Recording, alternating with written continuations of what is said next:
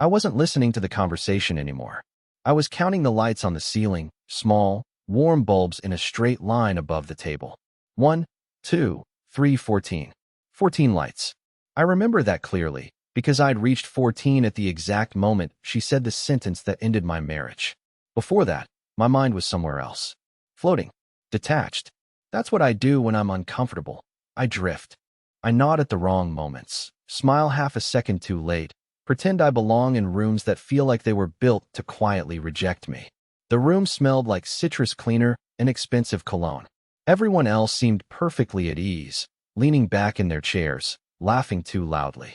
I was sitting straight, hands folded in my lap, afraid I'd knock over a glass and confirm whatever silent judgment they'd already made about me. I hadn't wanted to be there. She knew that. Business dinners always made me feel like a coat someone forgot to hang properly, present, but unnecessary. Still, I came. I always came when she asked. I told myself that's what supportive husbands do. The conversation drifted from quarterly results to inside jokes I didn't understand. Someone mentioned how relationships change when success enters the picture. Another person laughed and said money clarifies things. That's when she turned slightly toward me, not fully, just enough to include me as an object, and said, "Some people are just temporary chapters. You don't realize it until you outgrow them." She didn't raise her voice. She didn't look angry. She said it calmly, almost thoughtfully, like she was sharing a mature insight she'd recently discovered. The table went quiet in that strange, polite way. Not shocked silence. More like recognition. Like everyone knew exactly who she meant. I felt my face heat up. My ears buzzed. For a second, I honestly wondered if I was being dramatic. If maybe this was just one of those vague, philosophical comments people make at dinners like this. But then she smiled. Not at me. Past me. Towards someone across the table who nodded back slowly. That's when I stood up.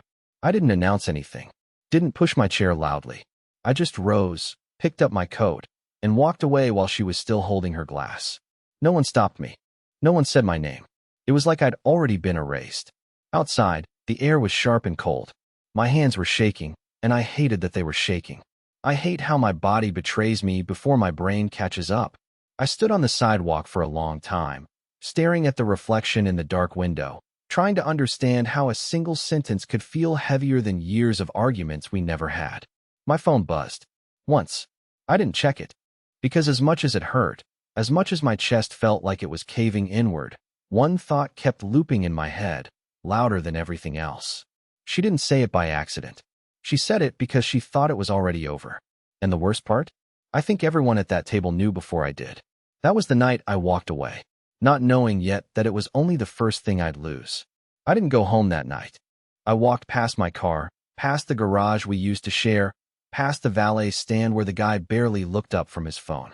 I just walked, block after block through streets that smelled like smoke and old rain, until I found a closed bookstore with a bench out front. That's where I sat, staring at the reflection of myself in the darkened glass.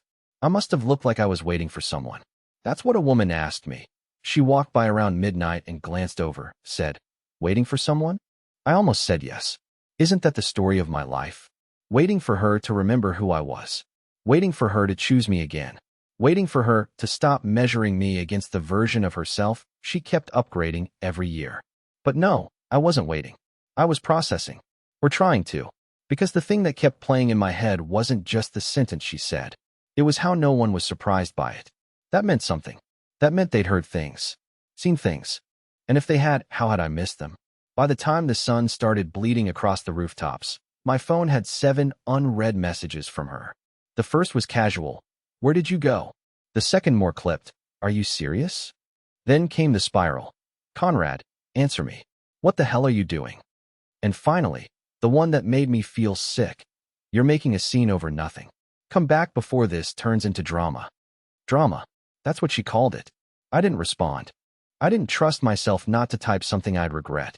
I went to my brother's apartment instead. He was still asleep, didn't even hear me come in. I used the spare key I'd never returned.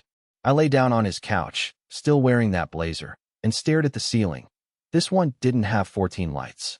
Just a sad little fan spinning lazily in circles. My mind wandered to the guy across the table, the one she smiled at. He wasn't laughing when she said what she said. He was studying her. Quiet. Too comfortable. Like he knew it was about him. I didn't know his name, but I knew his face. And suddenly, all these moments I dismissed as harmless, texts with no names, late meetings that ran long, that new gym membership she said was just to clear her head. They weren't isolated anymore. They connected, and they pointed in a direction I'd been too afraid to look. But now I was looking, and what I saw made my stomach twist. Because what if that dinner wasn't just a careless comment? What if it was her way of making her exit official, surrounded by her people, speaking her truth out loud, testing if I'd finally disappear? And I had. I disappeared. But I wasn't done. Not yet. Because if she really thought I was the temporary chapter, she was about to find out how the story ends when the forgotten character picks up the pen. By the time I made it back to our house, the sun was fully up, and the silence felt unnatural, like the whole street had agreed to hold its breath. Her car wasn't in the driveway. Of course it wasn't. She always stayed behind to wrap things up after events like that. Or so she claimed. I didn't take off my shoes. I didn't drop my keys in the bowl like usual. I moved through the house like a stranger in a museum. Everything looked familiar, but nothing felt like it was mine anymore. The throw blanket still folded perfectly over the couch. The framed wedding photo on the hallway table. The smell of her perfume still faint in the air upstairs. But it all felt hollow, like a stage set someone forgot to pack up. I stood in our bedroom doorway for a while, staring at her side of the bed. The sheets were undisturbed. That should have comforted me. It didn't. Then I saw it, her work laptop, left open on the dresser. That was rare. She was obsessively private about her work, always closing tabs if I even walked by too fast. And that's when it happened. The moment I knew I wasn't just being paranoid, that I wasn't overreacting. She was still logged in, and the screen wasn't even locked. Now look, I'm not proud of what I did next. I know some people will say I invaded her privacy, but something primal took over. Something sharp and raw that didn't care about boundaries anymore. I opened her email, typed one word in the search bar, hotel. And there it was. Not one, not two, but 5 different reservations. All made in her name. All for weekday nights. All for 2 guests. And all from the same booking site, registered under her professional email, not her personal one. Almost like she thought I'd never think to check. Most of them were months old. But the most recent? Last Tuesday. While I'd been pulling an all-nighter trying to fix a back-end issue for a client, she'd apparently been in a hotel suite 3 miles away. I felt something snap. Not in an explosive way. Not with rage. No, this was something worse. A quiet, cold click, like a door locking behind you. I kept digging. Clicked her calendar. Then her cloud storage. Then the messaging platform her office used. And that's where I found it. A folder, buried under shared files. Titled, Q1 Projections. Inside were exactly 6 screenshots. All from text conversations.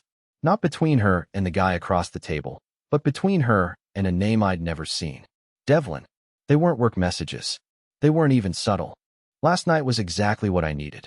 Being with you makes everything feel right again. I'm tired of pretending around him. He doesn't challenge me. Not like you do. You're my future. He just doesn't know it yet. That was the one that did it. That last one. You're my future. She wasn't having a fling. She was already building her next chapter. Without me, I was just the silence between sentences. The space before the next paragraph. I closed the laptop gently. Too gently. Like I didn't want to wake up the lie we'd been sleeping in. I sat on the edge of the bed, staring at my own hands like they didn't belong to me. I didn't cry. Not yet. That came later. But I did realize something important right then. Something horrifying and liberating all at once. This wasn't a collapse.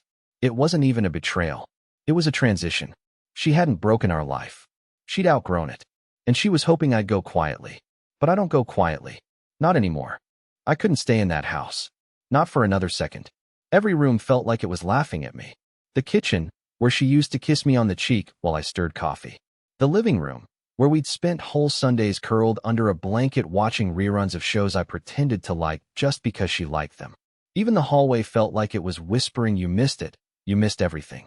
I grabbed the laptop, stuffed it into my backpack like it was evidence. And maybe it was, and walked out without locking the door. I didn't even care. Let the whole world walk in and take whatever they wanted. Everything important had already been stolen. I went back to my brother's place. I didn't say a word when I walked in, and he didn't ask questions. He just handed me a mug of reheated coffee and nodded like he somehow already knew. That silence saved me. I didn't need advice. I didn't need comfort. I needed space to think. So I started reviewing the emails. Obsessively. Like I was piecing together a crime scene that had been right in front of me for months. And then I found something that wasn't a smoking gun. It was a nuclear bomb. An email from her assistant, confirming her flights for a leadership summit in Charleston 3 weeks ago. Except, she never went to Charleston. She told me the summit had been moved to Tampa. Gave me a whole rundown, weather delays, hotel mix-ups, some keynote speaker who talked for too long about digital branding. She even brought back a tiny bottle of Florida orange blossom lotion from the hotel spa. I remember because it made my eyes water. But here it was, clear as day, a hotel confirmation for Charleston. Not Florida. No spa. No summit. And the name on the reservation? Devlin R. Walters. They booked a suite. I felt sick. Physically sick. I stood up so fast I knocked over the mug of coffee, and it spilled across the kitchen counter. I didn't even bother cleaning it. I just stood there, hands gripping the edge of the sink, breathing through clenched teeth like I was bracing for impact. That trip was the same weekend I had food poisoning. I'd been curled up on the couch, texting her between trips to the bathroom. She sent me selfies, smiling in business casual outfits, standing in front of palm trees. She even told me she missed me, that she wished I was there. I believed her. I replied with "I miss you too." I actually meant it. I think I stared at the hotel confirmation for a full 10 minutes before I noticed something else. A note in the reservation comments section. Please have champagne waiting in the room. It's our anniversary. Our anniversary is in July. This was in October. An anniversary. Theirs. That hit harder than anything else. Because it wasn't just a fling. It wasn't even just betrayal. It was a parallel relationship. One with its own timeline, its own inside jokes, its own milestones. I was the shadow, the footnote, the guy she called stable in public while she toasted someone else behind my back. I wanted to scream, to confront her, to throw the evidence on the table and watch her face crumble. But I didn't. I wasn't ready. Because something inside me shifted.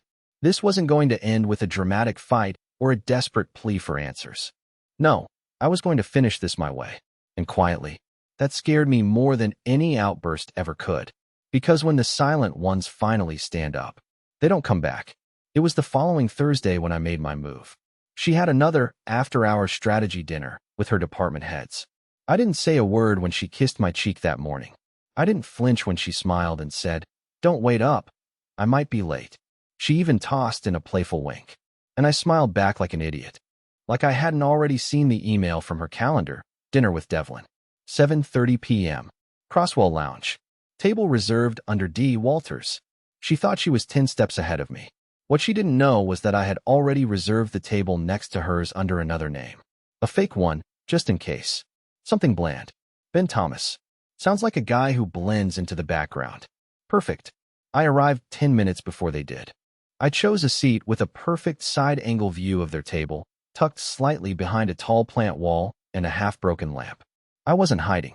I didn't have to. People like them don't see people like me unless they're serving drinks or fixing Wi-Fi. I ordered water. That's all I could stomach. At 7:34, they walked in. She looked different. Not in a dramatic way, but more alive. More deliberate. She touched her hair in that nervous, flirty way I hadn't seen in months. She wore the dark blue dress she told me she didn't like anymore. Said it felt too tight. Funny. Didn't look too tight now. Devlin was everything I imagined. Confident. Overgroomed. Loud laugh. Perfect teeth. That kind of effortless arrogance that only comes from never having been told no for anything in his life. They didn't see me. They ordered a bottle of wine. Expensive. The same one we had on our 5th anniversary. They clinked glasses. He leaned in too close. She didn't pull back. And then she reached across the table and touched his hand. It wasn't the touch of a secret. It was the touch of something practiced. Familiar. Casual. I didn't feel anger. Not yet.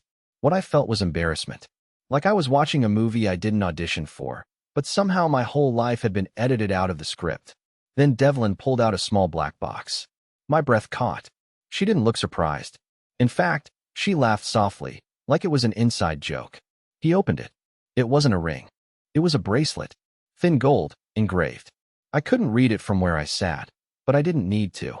She reached out and let him fasten it onto her wrist. That was when something shifted in me. Not rage. Not heartbreak. Something colder. Something final. I got up, left a 20 on the table, and walked out without looking back. Again. But this time, I didn't go home.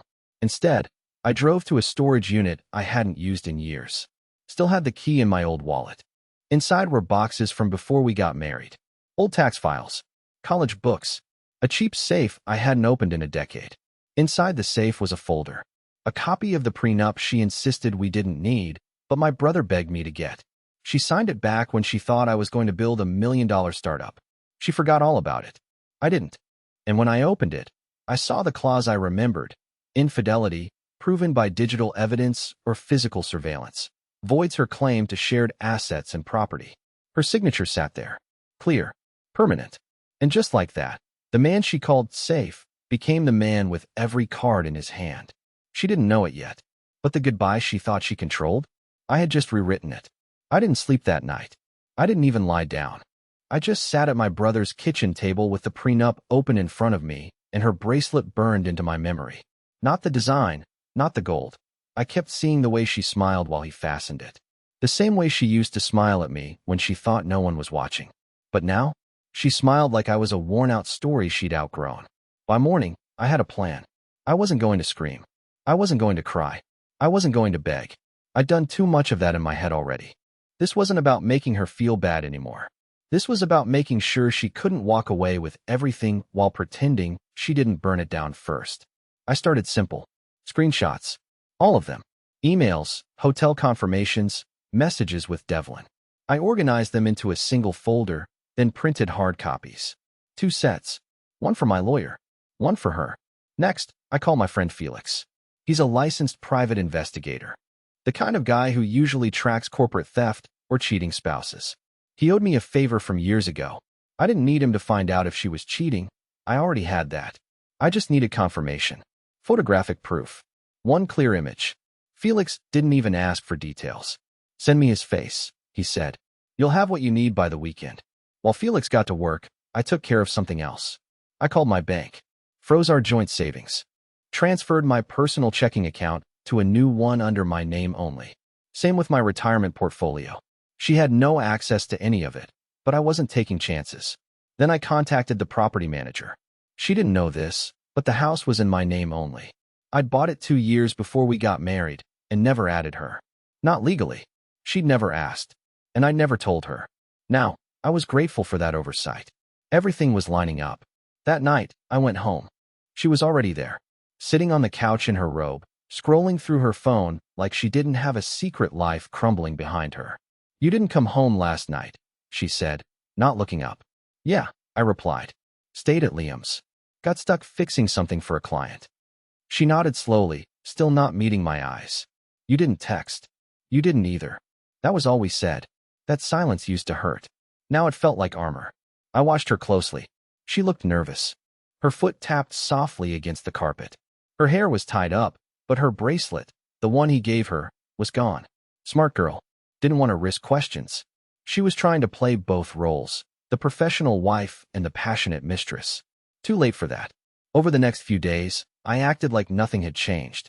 I kissed her forehead in the mornings. I made coffee. I asked how work was going. I even made dinner Thursday night, just like I always used to. She relaxed. She thought I was back in the dark. That whatever mood I'd been in had passed. Friday night, Felix sent me the photo.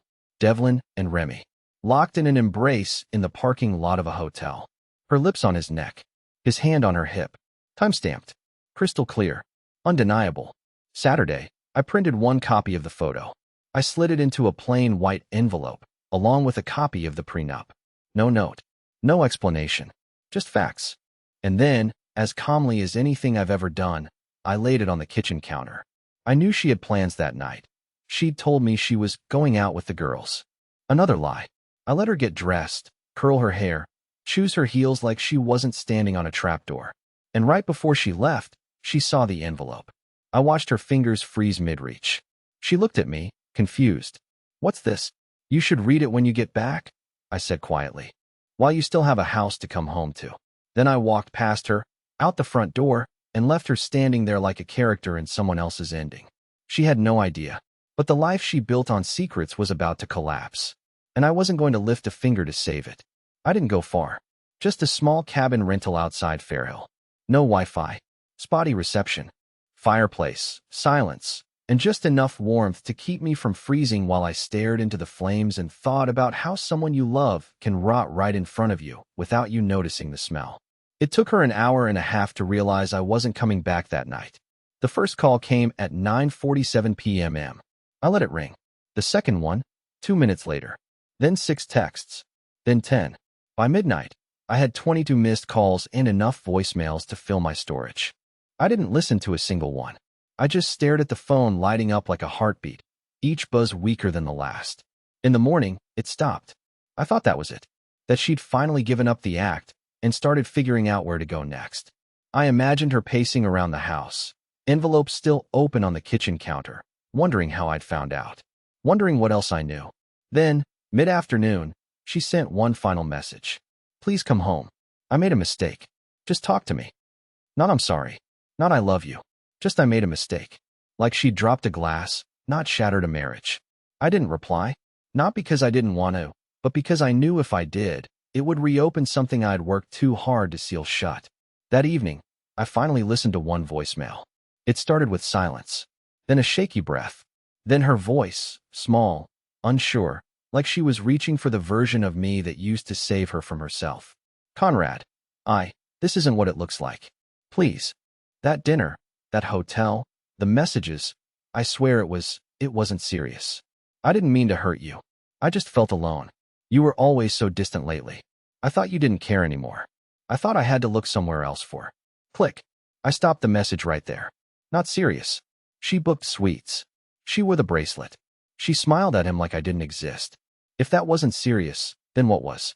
Later that night, my lawyer sent me a text confirming the packet had been delivered to her work address. Inside, the prenup clause, the photos, and a clean draft of the divorce papers. It wasn't vindictive. It was just necessary. She had made her choice. I was just giving her the formality of living with it. The following morning, I drove back into town. Not to see her. Not yet. I went to the notary. Then the bank. Then the office where we kept our joint safety deposit box. She never bothered checking it. Always said, you handle the boring stuff. Funny thing about boring stuff. It's usually where the power hides. Inside that box was everything she didn't expect me to remember. The original house deed. The car title. Copies of our insurance policies and investment portfolios. All in my name. She never asked how we split things. She assumed. Because I was the quiet one. The soft one. The fool. But fools remember details. By nightfall, I'd reset every account, blocked her card access, rerouted mail, and had all legal documents secured. Every trace of the life we built together was now sorted, neatly, calmly, without a single word from me, because I wanted her to feel it.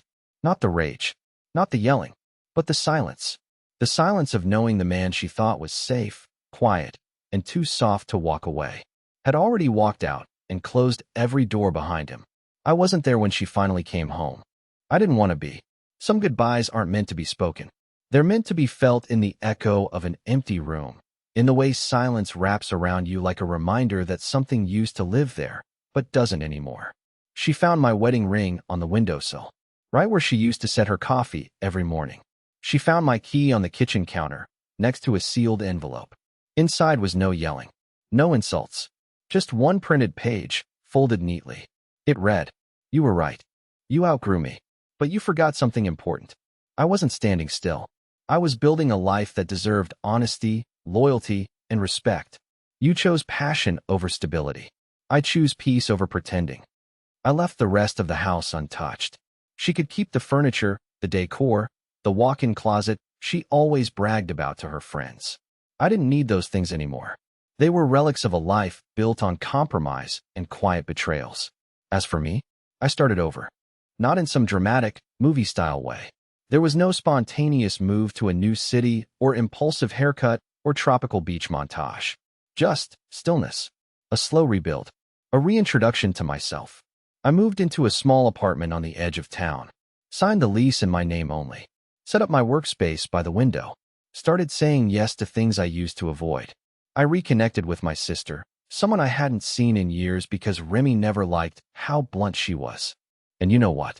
That bluntness was exactly what I needed. One afternoon, I was sitting at a quiet cafe, finishing some back-end updates for a new client, when the waitress complimented my code. I laughed. It caught me off guard. She said she used to study computer science before switching to design. We talked. Laughed again. Not forced laughter. Not polite dinner party giggles. Real laughter. Her name was Mira. Not flashy. Not perfect. But real. We didn't rush anything. We didn't need to. She asked questions. She listened. She didn't look past me like I was filler between bigger moments. Months passed. Remy tried reaching out once. An email. Short. Apologetic. She said she didn't recognize herself anymore and hoped I was doing well. I never replied. Because I was doing better than well. I was finally free. Not just from her, but from the version of me that thought being needed was the same thing as being loved. Now, when I look back at that dinner, the one where she said I was just a temporary chapter, I don't feel small anymore. Because sometimes, the chapter you were willing to burn down ends up becoming someone else's beginning. And I'm finally living mine.